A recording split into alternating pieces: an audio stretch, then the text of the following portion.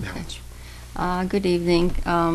This Mizmor Ein Bet is being studied for Ilui Nishmata shel Sara Rivka bat Harav Nachum ve'ishto Mindel.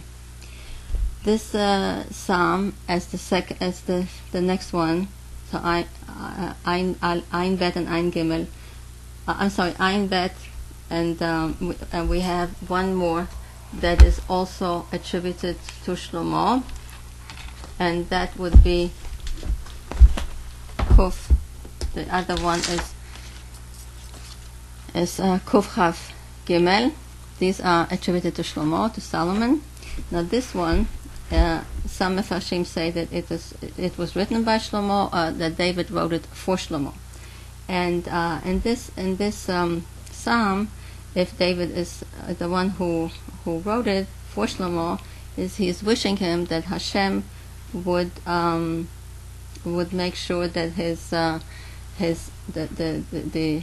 ruling of Shlomo, the judgment that he will pass, will be righteous, and that may he judge his people with righteousness, and the poor of the nation with the proper judgment. And then he goes into that may the mountains bear fruits, and meaning that he wants to say that they will bear shalom, Yisu shalom la'am, they will bear peace to the people, and the gvaot and the hills b'tzedakah. In other words, because of the righteousness of the king, the land will give its fruit. And he's describing how the king, he's wishing him that the king will judge the poor of the nation, and he will help and save the ones who are downtrodden. And again, here we have this connection between the fruit of the land and God and the behavior of the king. Now, the behavior of the king will bring the people, or cause the people to behave the proper way, and this is the connection between the land, the giving of the fruit, and the behavior of the people. And that is Perek Vav, the 7th chapter, Perek Zayin, the 7th chapter in Dvarim, in Deuteronomy, that tells us that Hashem will give us fruit and the rain and so on at the proper time if we obey his rules. Now, the way that we obey the rules of Hashem is with the assistance of the king. In other words, the king who has to write a Sefer Torah, meaning he has to know all the laws, is the one who is supposed to lead the people. And therefore, if he leads the proper way, things will be good for the nation as well.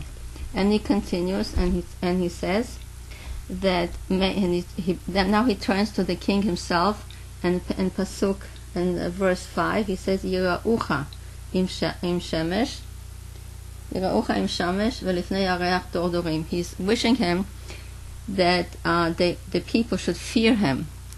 Im shemesh meaning probably from the imtzet ha-shemesh, from the rising of the sun, and ve'lifnei yareach, maybe of the rising of the moon, dor dorim, for generations, forever. Dor dorim is another expression for ever. And he's wishing him that during his time that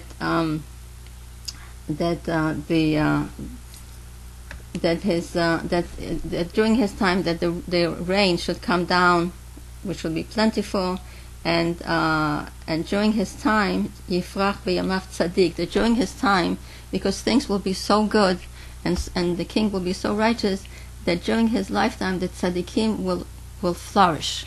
Now, many times we have times when tzaddikim, with the righteous people, are suffering, and we have all kinds of incidents in which we find, we have Jeremiah is complaining in chapter 20, and other Nevi'im complained how things were difficult and how people were, how many people were suffering, and Ezekiel mentions how people, the righteous were suffering and so on. But he says during his time, the tzaddik will flourish, and there will be peace ad bli areach, mean until there's no moon, which means forever, because it's never going to happen that there will be no moon. We have here that he will also, he continues, V'yer miyam ad yam. He will rule from sea to sea, probably from the Caspian to the Mediterranean, and then he says uminahar ad afsei aretz, maybe from the Nahar, maybe it's Nahar Prat. It's not very clear. And then he says lefanav yichau tziyim, that before him will bow down desert dwellers. Tziyah is desert, and his enemies, which we now find out he will have enemies, will eat dust. Meaning they will bow down to him so low that they will eat dust. And he's telling us what kings are going to be bringing tributes. He's saying Malchei Tarshish, Ve'iyim. Tarshish is either in Turkey or in Spain, it's not clear. And Iyim, the islands will probably the islands of the Mediterranean, and they will all bring gifts to this king. And the kings of Shva and Sava, also not known, but they think Shva or Sava, these are in South Arabia, or something maybe in Egypt, not very clear. And all nations will come, they will bring gifts to him, and they will bow down to him. And he goes on, and he tells us how he will have mercy he will feel for all the poor and the downtrodden, and he will help them all. And it says he will save them, and he will redeem them. He will redeem their souls, and that his blood will be dear to him. In other words, we don't find that there will be total peace during his time, because we hear that there will be bloodshed, but yet he will make sure that he takes care of all these poor people that are being hurt. And it tells us that the person that's downtrodden, the poor person, the king will give him from the Mizahav Shva, in other words, from his own treasures, he will give to these poor people, and now it says that he will pray for him always, and the whole day he will bless him. Not clear if the king will pray for the poor person and bless him, or is it the opposite? I think it is the poor person will pray for the king and bless him all day. And then we have, and he talks about how there will be such plentiful in the land that the mountains will bear fruits. And it tells us that there will be so much fruit that it says Yirash ka Lebanon perio. That in other words, the Lebanon, the trees of the Lebanon will make so much noise, because when the wind rustles through the